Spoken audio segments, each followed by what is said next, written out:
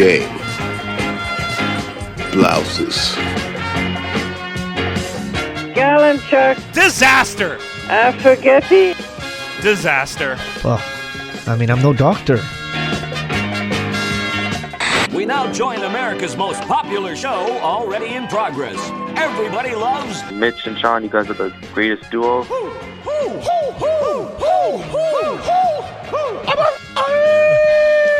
Fantastic. That team sure did suck last night. They just plain sucked. I've seen teams suck before, but they were the suckiest bunch of sucks that ever sucked.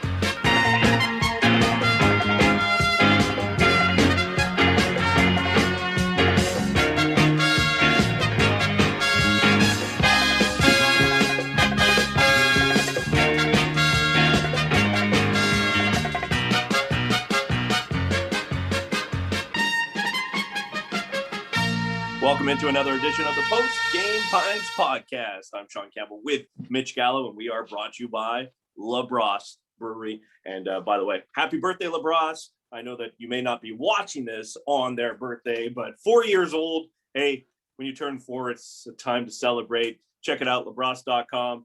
Go out and check out some new of their lab series, the Campbell Play-by-Play IPA. You can pick yourself up an Angry Gallo as well. It's good for any time of the day. 133 LaBrosse in Point Claire. They're ready to rock. They're ready to roll. They've got anything you need. And of course, proud partners of the Post Game Pints podcast. Cheers, Gallo. Cheers, Campbell. There you got the Angry Gallo Ale. Very present, and happy birthday to LaBrosse, celebrating 4 years, as you mentioned. Very happy to be sponsors on the podcast. Mitch, you ready to bring in our next guest just right away? Let's do this. Let's jump right into it.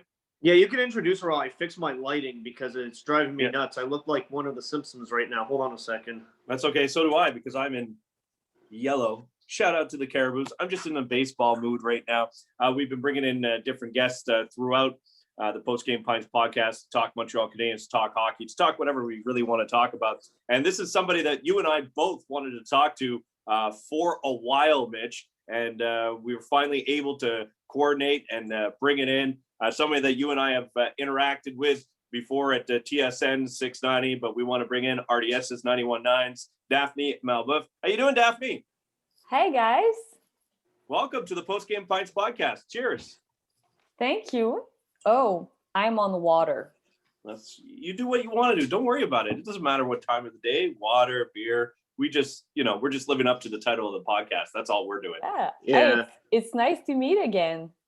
Yeah, for sure. We're going to have to get you, Daphnée. You're drinking water because you don't have any of these beers yet, but we're going to have to get Dave to give you a personal delivery, one of the Angry Gallo Ales and one of the Play-by-Play Campbells right there. Oh, yeah, that's great. Like, of course, I will drink those. So, first thing, Daphnée. Yeah. What have you been up to? I know that, after you were around TSN 690 for a while, when we met for the first time, you were working on the Melnick show. Then you went off to the world of radio on the French side. And now I'm seeing you on TV all the time. What's going on? What's new with you? A lot happened since then. That we can say. When we first met, I had I worked at TSN. I was still in university.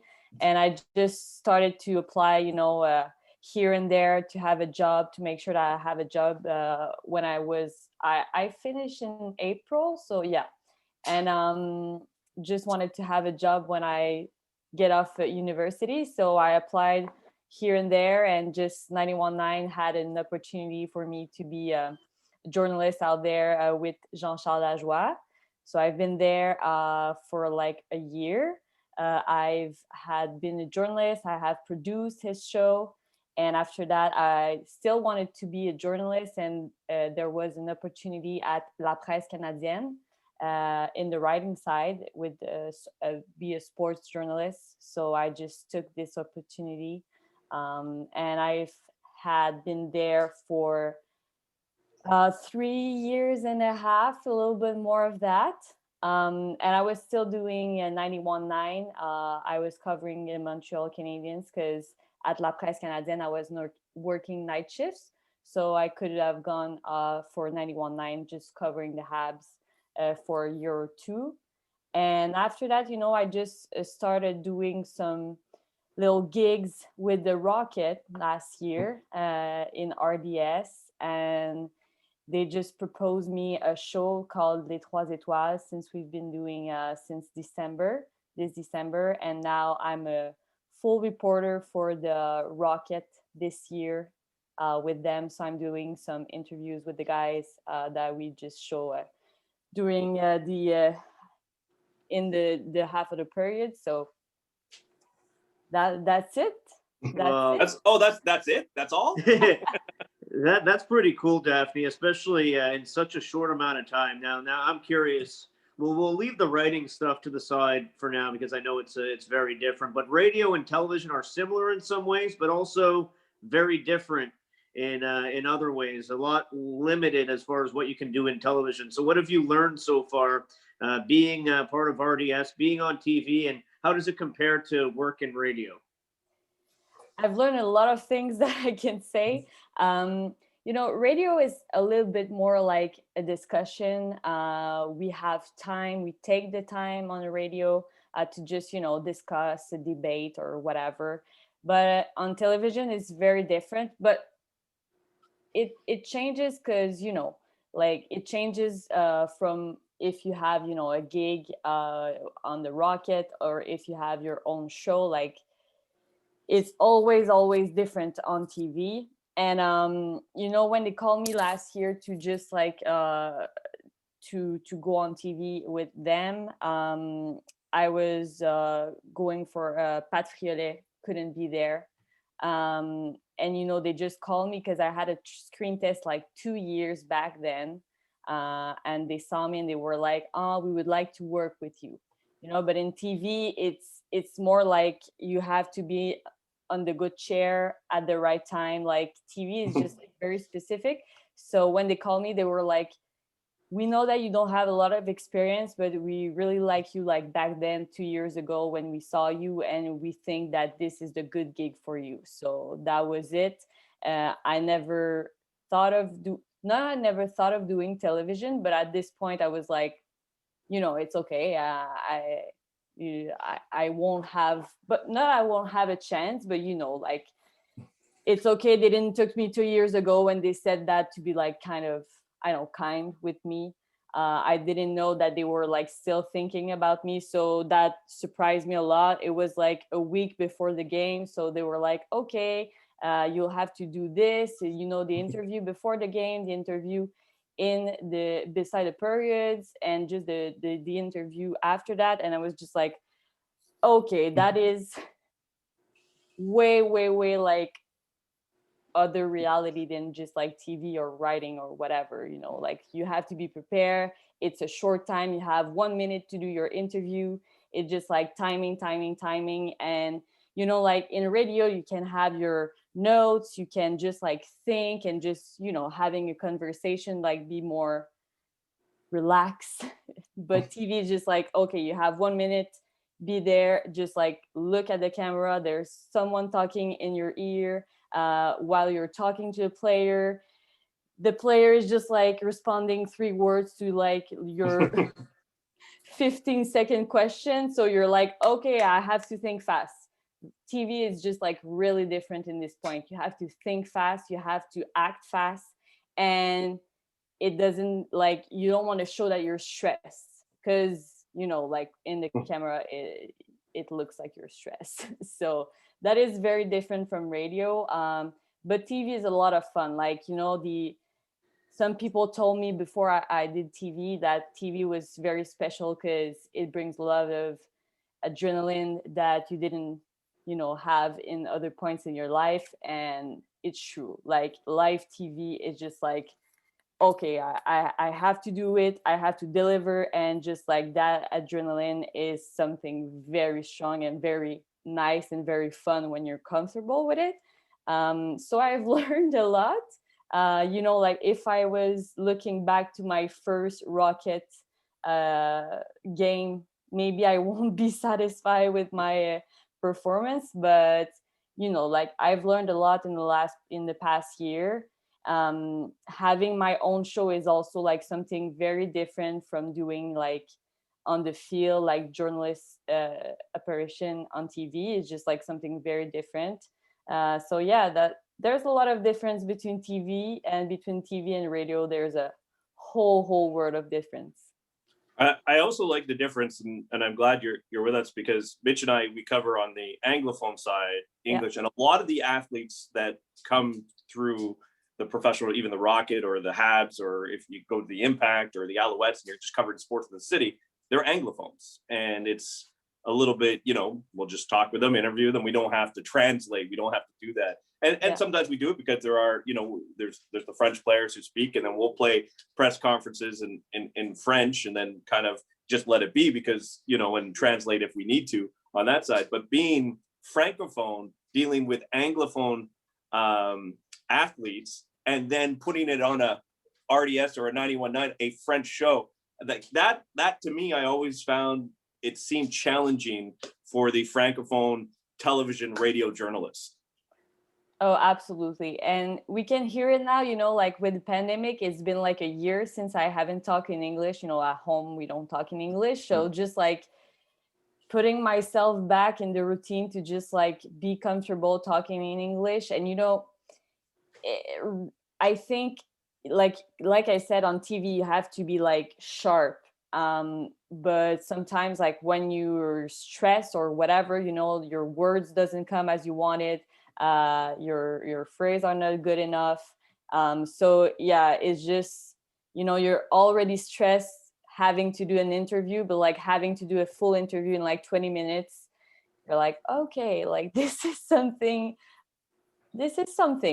And with TV, you have to translate like now. And when I did my first Rocket game, they told me like, okay, we'll try to just for the first time, just like taking Francophone, so you won't have to translate.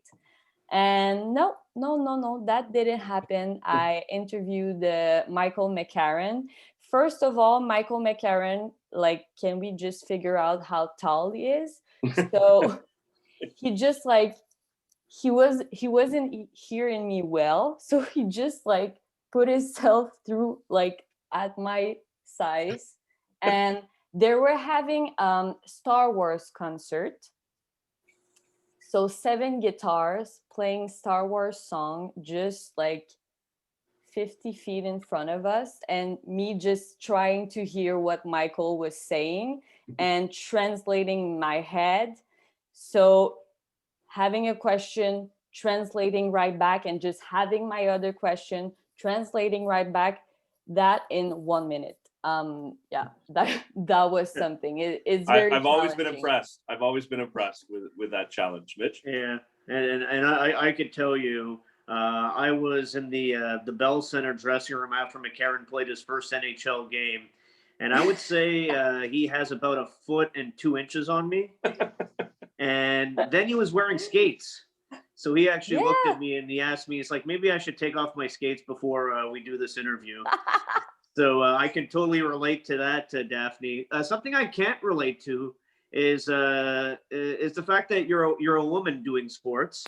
And I know that can be challenging. Now at RDS, you have one of the best, most experienced female journalists in Chantal Machabée.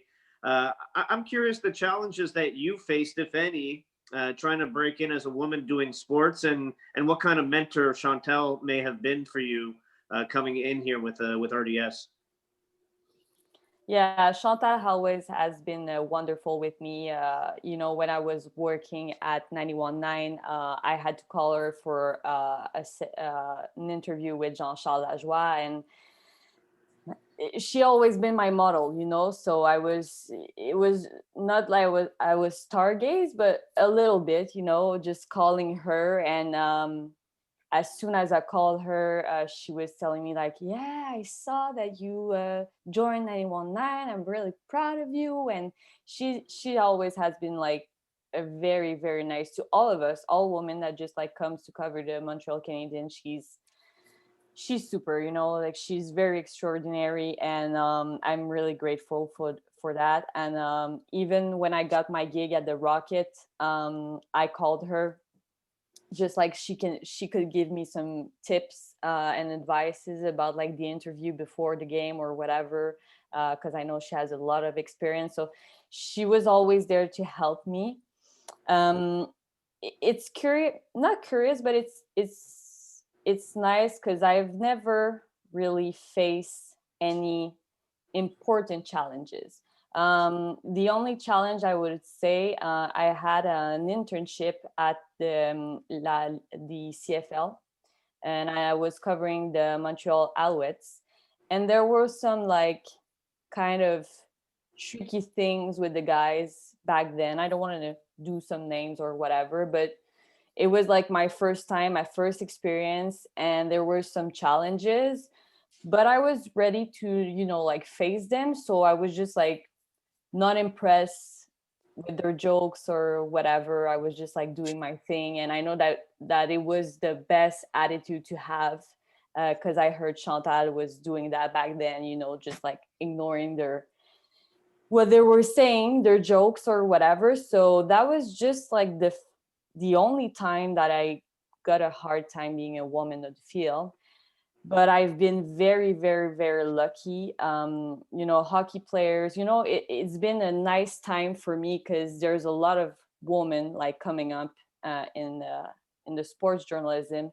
So, the guys are more and more like, it's just common now to have women. So, and we had great pioneers like Chantal, who just like, get through all the bad things before us, and just like now we can just do our jobs without getting judged. And I'm very grateful also that just all the men, all our colleagues were just always very nice with me. I always felt like I was the little sister for them. And it started with you guys, like started with you, started at the CFL, and it's just, you grow some confidence when people just have confidence in you.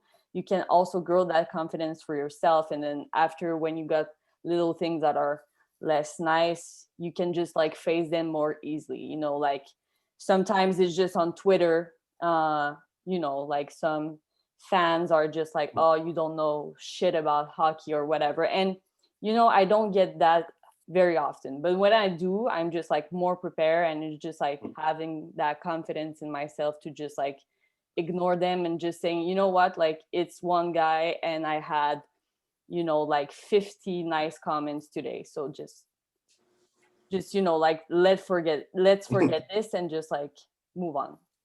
Well, I know one thing that you do know your shit about hockey, and I want to get into hockey. First, shout out, you're right, to Chantal Malboeuf.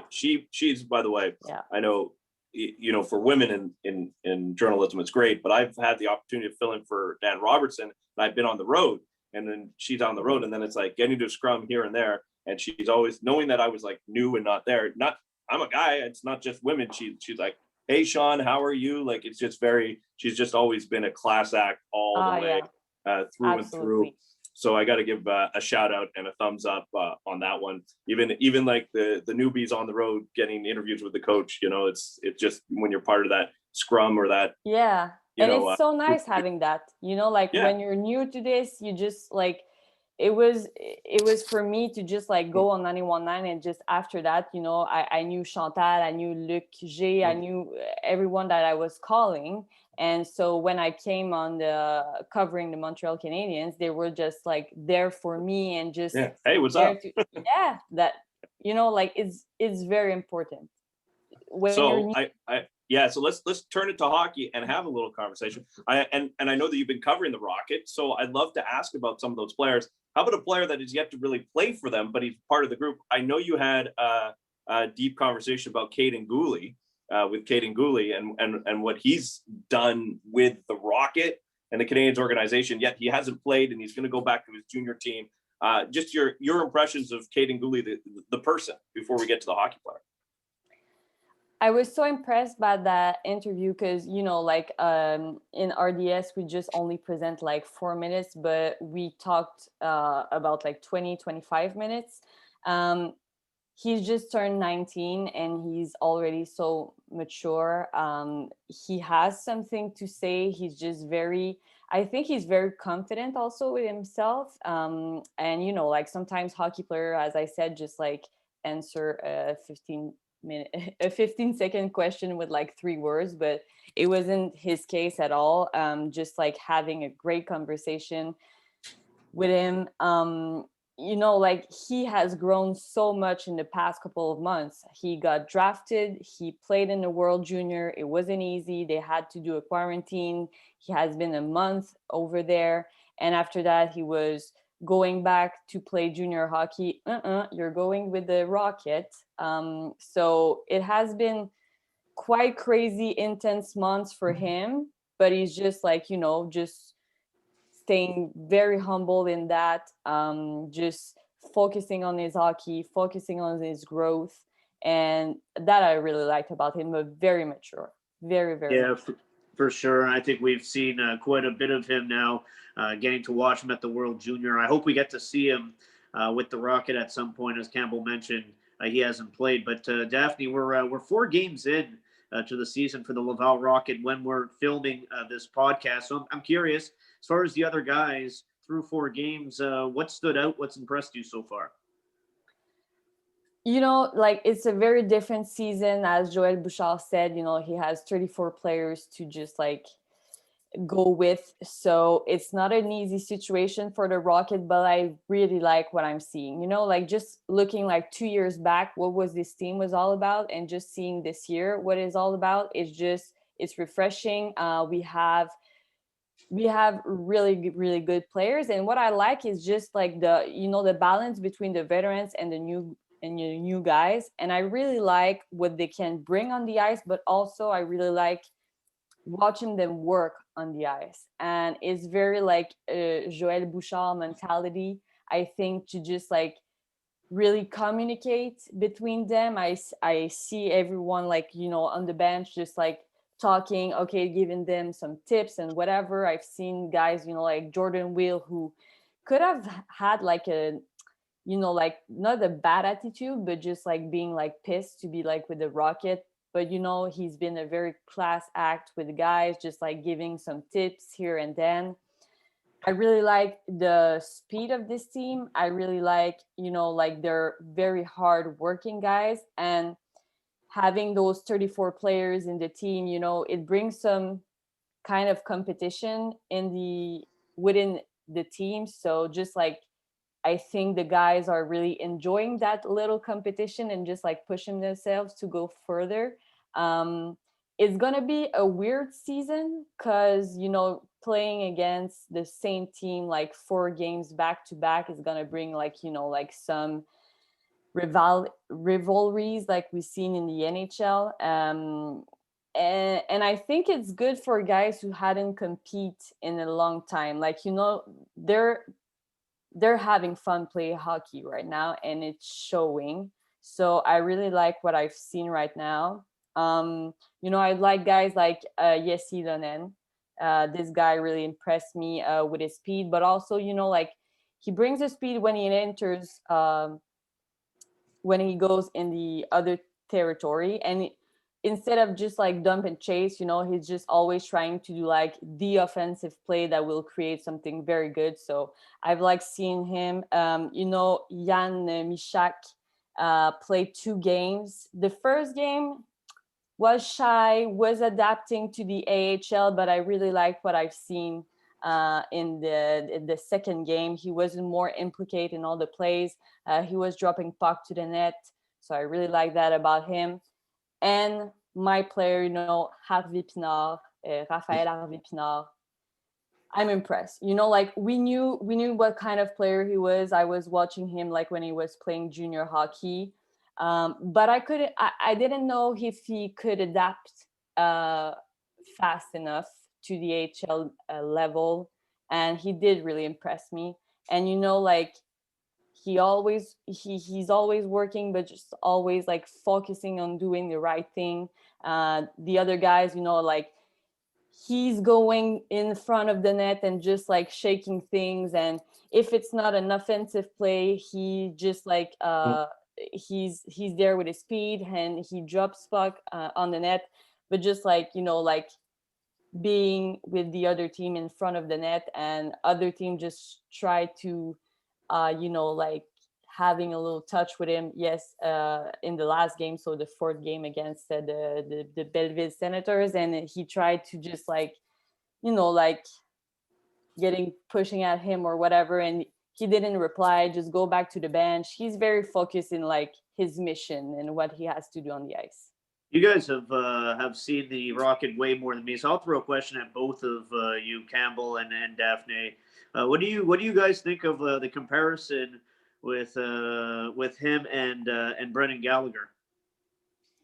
I'll go first. I'll just say, if you watched Game 4, you saw the comparison. He scored a goal while sitting on the goalie, and it probably should have been goal. It probably should have been goalie interference if there was a review, but it wasn't, and he scored a goal. And then like 2 shifts later, he had another goal shorthanded, and then he could have had the hat trick of coming down and going bar down, driving to the net. I mean, there are a lot of comparables with him and Gallagher, Daphnée. Yeah, and just not that they're both wearing the number 11. There is so much that we compare them to.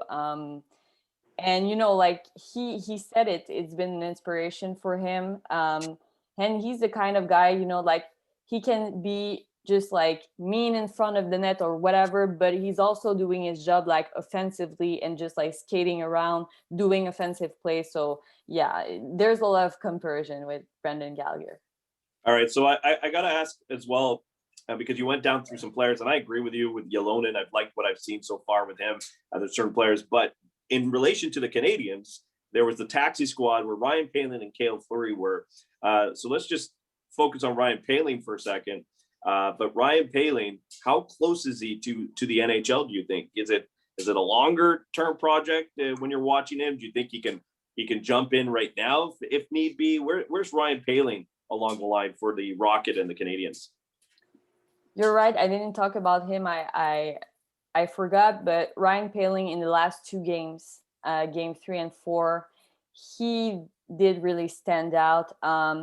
Was, like winning his one-on-one battles.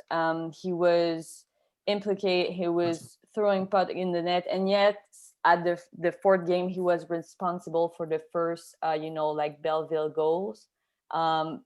But I like his attitude, like after this, he scored the first goal, and after that, he gave 1 goal to the Senators. Ryan Poehling always has, for me, it was always like kind of an attitude issue with him, just like discouraging and just like, I'm doing something wrong, and just like keep doing something wrong, but not now. And I think like mentally, maybe he's more prepared. Maybe missing hockey was good for him. Like some guys being in the routine, always just like working. Missing hockey was good for some of them, and I think Ryan Poehling is one of them. I think it's I would give him another year with the Rocket. I think that Joël Bouchard can really bring him to the next level, really teach him also like what the Canadians, like where the Canadians see him in the lineup. And so for that, I'll keep him with the Rocket, and just like being on the taxi squad, he couldn't play games. He has to play. He has to play games. He has to play hockey to get better and better. So for me, I'll keep him with the Rocket this year. Maybe give him a shot another year. And you were talking about Cale Fleury. I think in defense, he's the most ready player. Like he's the most ready to go to the NHL. I like his play. He's physical. He's responsible in his territory. Maybe he could have a shot. Maybe getting Victor Mété out of the lineup could give him a chance. But I could keep him with the Rocket for another year, him too, because he has to play. The boys have to play to just get better and better. So, yeah.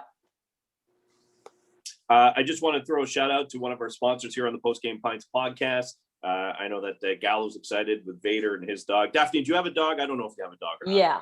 Oh, I have a dog. Okay, so then... I'm a dog mom. Okay, so you're a dog mom. Gallo's a dog dad. I know that Dave Trenadui has got his puppy and his hedgehog. But check out woofpacks.ca. Woof, WOOF, Packs, PACKS.ca. Get your monthly package of surprise. I know this past month I saw something they were on Instagram and putting out. It was Mitch. It was all hockey themed. It was all hockey themed, so it was perfect. Woofpacks.ca. Check them out for the latest with Wolfpack, proud partner here on the Post Game Pints podcast. Mitch, before we get to the pop quiz, do you have anything else for Daphnée? Because Daphnée, we pop quiz every one of our guests, so I hope you're mentally ready for this. Mitch, you got anything before the pop quiz? Yeah, just very quickly, Daphnée, we haven't even spoken about the Montreal Canadiens, and you mentioned covering them a bit, filling in last year for Patrick Fiore. Curious what you think so far, your general impressions, and where do they stack up in the North Division with the other Canadian teams? I think we were really excited about the team that we put on the ice in the first couple of games, and then I don't know what went wrong, but I think that the last, couple of days will do them the best, because it's gonna be a long run after that. So just having the time to just like readjust what was not working, getting, guys have to put on goals. So that was a problem. You have to fix that. You have to work on your power play also. So I think they will be ready, but there's a lot of hockey that is going to be played in the next few months. So they have to be ready. And I think my first prediction was they'll finish second just after the Leafs, and I maintain that prediction. So I'll maintain that. Yeah, I've had that I had the Canadiens at third. I think they're going to battle with Winnipeg. I think Calgary's in the mix there too. I don't know where they're all going to finish in the end, but I'm starting to think Toronto's going to be separating themselves from the group, just because even when they play poorly, they pick up wins, and it's been impressive. All right, so Daphnée, you were ready for that one, but are you ready for the pop quiz brought to you by Cunningham's Pub? Check the Post Game Pints Facebook page for your chance to win a gift certificate to Cunningham's Pub in St. Anne de Bellevue. Not the best wings in Montreal, not the best wings in Canada, the best wings in the world. Just ask Callie Berry. Cunningham's Pub in St. Anne de Bellevue. All right, so Daphnée, Mitch does not know the answers to this pop quiz either, so you can turn to Mitch for some help along the way. Okay. All right. Great. So I'm going to ask, there are 8 players in the last 9 drafts that Marc Bergevin has taken place of. Marc Bergevin draft. He's been drafting since 2012 for the Montreal Canadiens. I have 8 players, 1, 2, 3, 4, 5, 6, 7, 8. 8 players that were drafted out of the Quebec Major Junior Hockey League. Can you name those 8 players drafted out of the Quebec Major Junior Hockey League? Little clue here, only 2 of them have played in the National Hockey League. The other 6 have not played in the National Hockey League. They were just drafted. Some played on the minor league. Some never made it. Some have been traded away. So you can just throw out any names you want.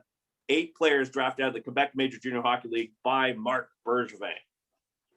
By him. So Since 2012. His drafts. Okay. I'll say his drafts. Okay, I'll say I don't know. Ryan Poehling wasn't playing He wasn't playing in the queue. It wasn't playing the queue. So I think if 6 of the 8 are from Quebec. They're Quebec-born players. 2 are not Quebec-born players. It's not an easy list. It's not easy. I'm telling you right now, this pop quiz is not easy. This is a tough one. Okay, Mitch, I'll need you because. Okay. I'll give you another clue. I'm having trouble too, Daphnée. I find it hard. I know one for sure. Yeah. One for sure is Charles Hudon. Charles Hudon is one of them. He was drafted in 2012. Charles Hudon is one of them. You have named one of them already on the podcast. Someone you really like. Someone I really liked.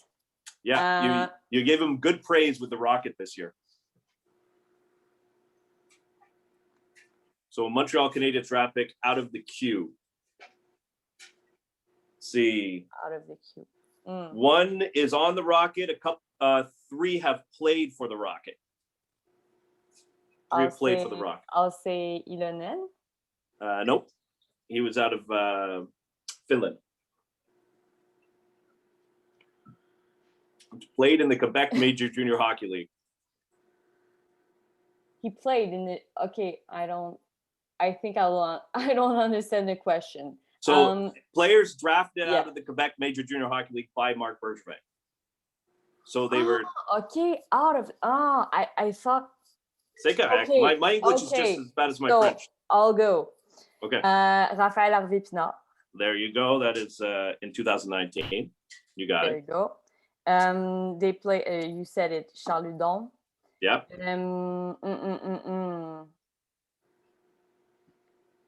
Couple guys have played for the Rocket in the past. Not this year though. They're not on the team this year, but they have been on the Rocket in the past. Okay. Odette. Yes, Daniel Audette in 2014. Oh, I forgot about him. Yeah, Daniel Audette. I told you the list is not easy. And the other guy that played the NHL is a forgotten soul. He's no longer in the NHL, but he's a forgotten soul. The other Leblanc? guy. Nope. He wasn't playing. Yeah, he was before Bergevin. He was drafted 2009. 2009. Yeah. I was like, wait a minute, you got me. No, he wasn't drafted. I'm very bad about this. I have very bad memory, guys. No, don't worry about it. Shout out to Louis LeBlanc, by the way. No, shout out for Odette. I only have one more name written down. All right. Okay, help me, Mitch. Is Mishak playing in the queue? No. No, not Mishak. All right, I'm going to give some clues here. One guy was traded for Yoel Armia and then retired to go play college hockey. Yeah, I forget. Oh my God. I forget. Defenseman. I know it's going to bug me when you say the name. Not Raymond, but his first name is Simon. Simon Bourque. You got it, Simon Bourque. All right. Another guy. He was a Rocket player. He was a big player. Played a physical style, but just never made it to the NHL. Jeremy. Jérémy. Addison. Last name is the first name. Mm-hmm. I love the pop quiz. I can see the stress in your face, Daphnée. Is it Jeremy Gregoire? Yeah, Jeremy Gregoire. That's it. That's it. Yeah. That's good. Another guy that I completely forgot about, Samuel Hood. I'll just give you that one. Samuel Hood. Yeah. And then the other two are European. One got sick for a while, never made it to the NHL. What is his name? I know his name. He was from France. What was his name? Was he from France? I thought he was from he had like meningitis. Yeah, he had meningitis for like a year. Martin Rivaille. Yeah, there you go. Yeah. Martin Rivaille. And the other one, the forgotten soul that's played in the National Hockey League. I could give the clue to Mitch, but he'll get the answer. He's never scored 10 goals in the National Hockey League. He's European. He's Swiss.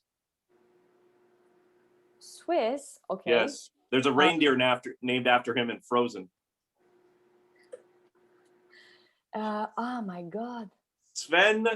Oh, Sven Andre. Well, how's that for your entertainment value? They've done their job very, very well. Awesome! No.